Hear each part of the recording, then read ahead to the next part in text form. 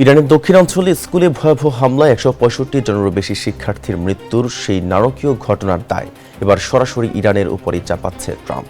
Satellite image ও বিশেষজ্ঞদের বিশ্লেষণে মার্কিন বিমান হামলার ইঙ্গিত মিললেও মার্কিন প্রেসিডেন্ট ডোনাল্ড ট্রাম্প কোনো প্রমাণ ছাড়াই এই গণহত্যার দায় চাপালেন খোদ ইরানের কাঁধেই। শনিবার এয়ারফোর্স ওয়ানে সাংবাদিকদের সামনে ট্রাম্প সাফ জানিয়ে দেন, যুক্তরাষ্ট্র এই হামলার সঙ্গে জড়িত নয়। তিনি দাবি করেন, আমি যা দেখেছি তার ভিত্তিতে বলছি এটা ইরানই করেছে।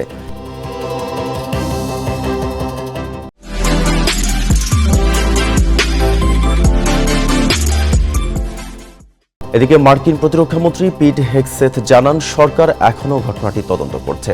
তবে সুর মিলিয়ে তিনিও যোগ করেন, বেসামরিক নাগরিকদের সাধারণত ইরানি লক্ষ্যবস্তু বানায়।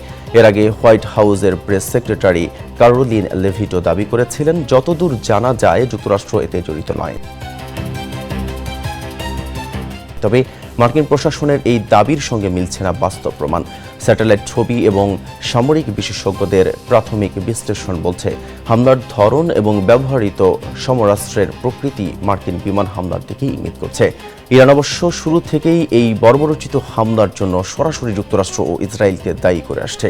দেশটির প্রেসিডেন্ট মাসুদ পেজেশকিয়ান ক্ষোভ প্রকাশ করে বলেছেন, স্কুলের শিশুদের উপর এই হামলার ঘটনা তাদের জাতির ইতিহাস থেকে কখনোই মুছে যাবে না।